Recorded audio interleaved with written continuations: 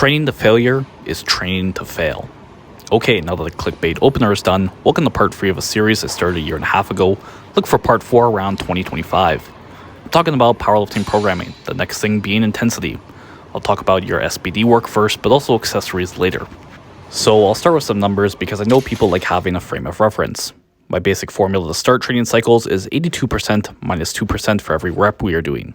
For example, if we do 2 reps, subtract 4% and get 78%. Of course, this is a magical formula that will work 100% of the time and you must follow it. Okay, real talk, obviously adjust for each person.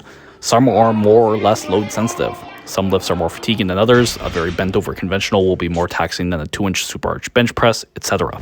Now, I was using percentages there, which is one way to look at intensity, but there's also reps in reserve, or RPE, rate of perceived exertion, as it's commonly known as in powerlifting. It's important to track RPE rather than just percentages over a cycle, because the idea is we're going to get stronger over a training cycle.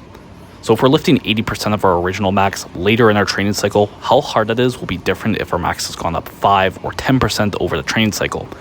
Hence, we use RPE to track the intensity too.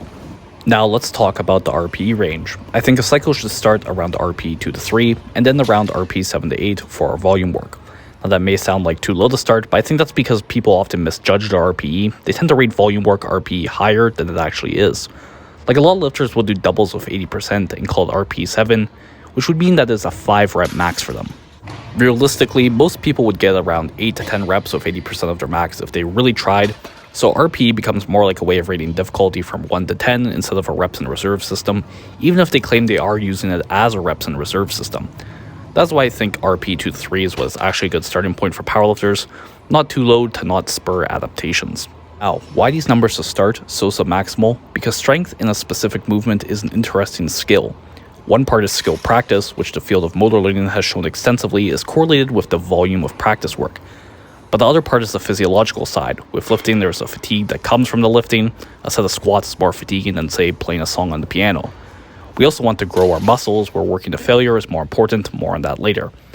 Keeping things submaximal helps ensure we get enough skill practice, and this method of focusing on submaximal volume has worked great for myself and the lifters I train. The reason I stop it around RPE 7 to 8 is that I found that to be the top end. I find once you get to that point, people just start to regress. They get into what I call fatigue debt. They aren't going to be able to recover between sessions at their normal volume load, so they get weaker from the accumulated fatigue and decreased workout quality. If they were to reduce their volume to compensate, they don't get enough skill practice in, and again, they're going to get weaker. So that is around the time I find it's good to retest your max, see how things went, and reset to a new training cycle with changes as need be, and back to lower weights.